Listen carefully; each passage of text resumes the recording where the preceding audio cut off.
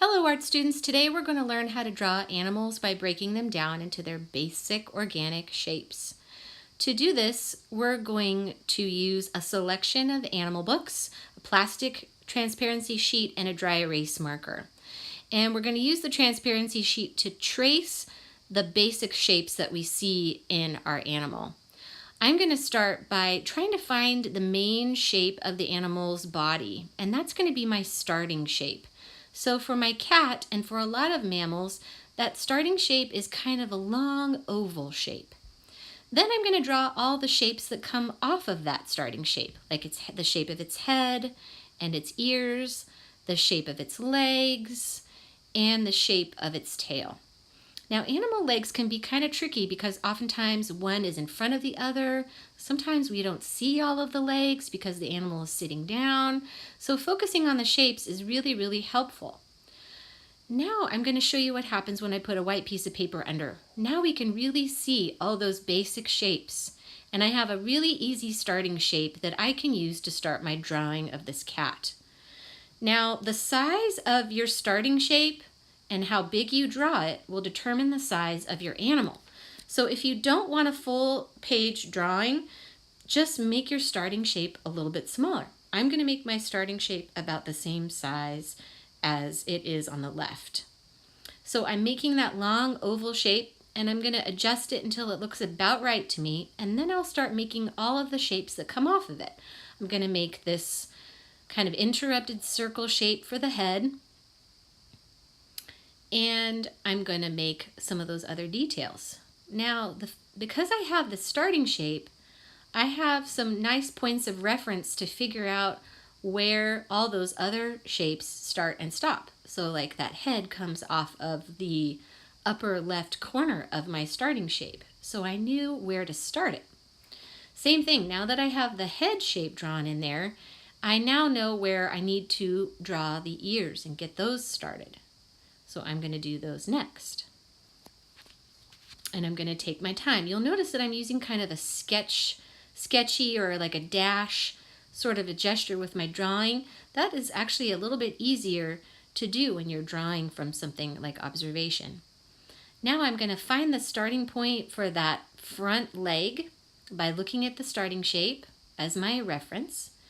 And I'm going to just do my best to draw the shapes the way I see them on my transparency. I'm not going to worry about getting it perfect right now because we never get things perfect the first time. I just want to get them in approximately the right spot. So I'm going to look again at like where that second paw or that second leg starts on my starting shape, and then I'll do the back legs. And I can see that that back leg has a bit of an angle to it. I might need to come back and make some adjustments too to get right, but for now I'm just going to get that main shape in place. Then I see that there's one behind it, so I'm going to really focus on the shape. I'm not going to worry about my mind playing tricks on me and worrying about what is in front of what and what's behind what. I'm just going to draw them and trust that it'll work out in the end. And then I'm going to pop my tail in.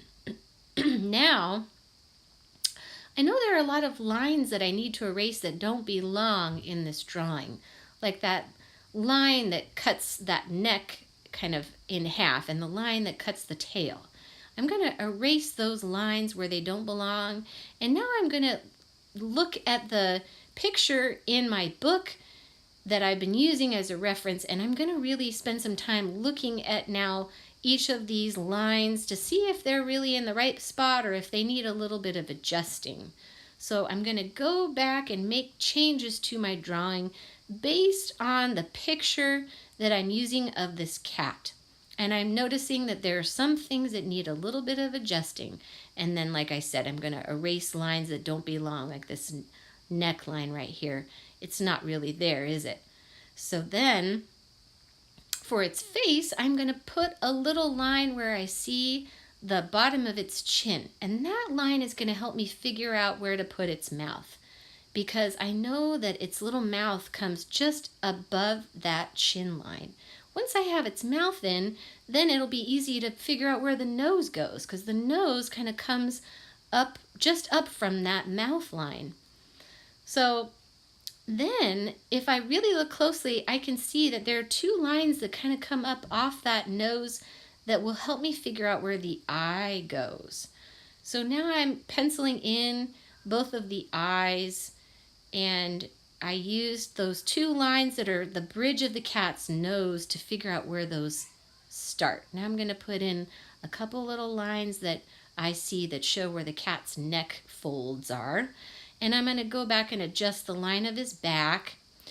And now I'm going to make some more adjustments to its back legs because I can see that there are some problems with how I drew it the first time.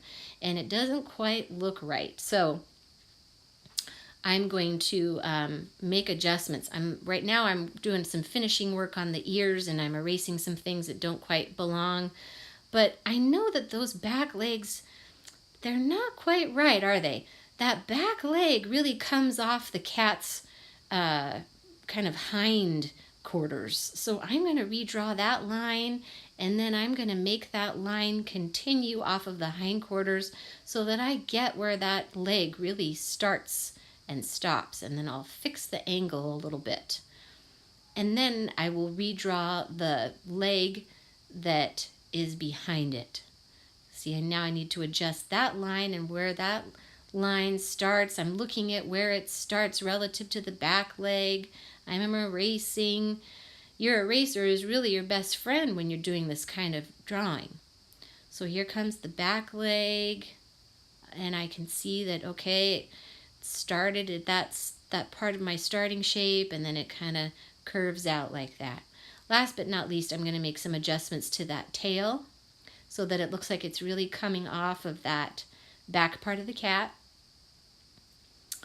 And I think it's more or less done. So what you are going to do is 4 practice drawings of either different versions of the same animal, like 4 different cats, or 4 completely different animals in your sketchbook.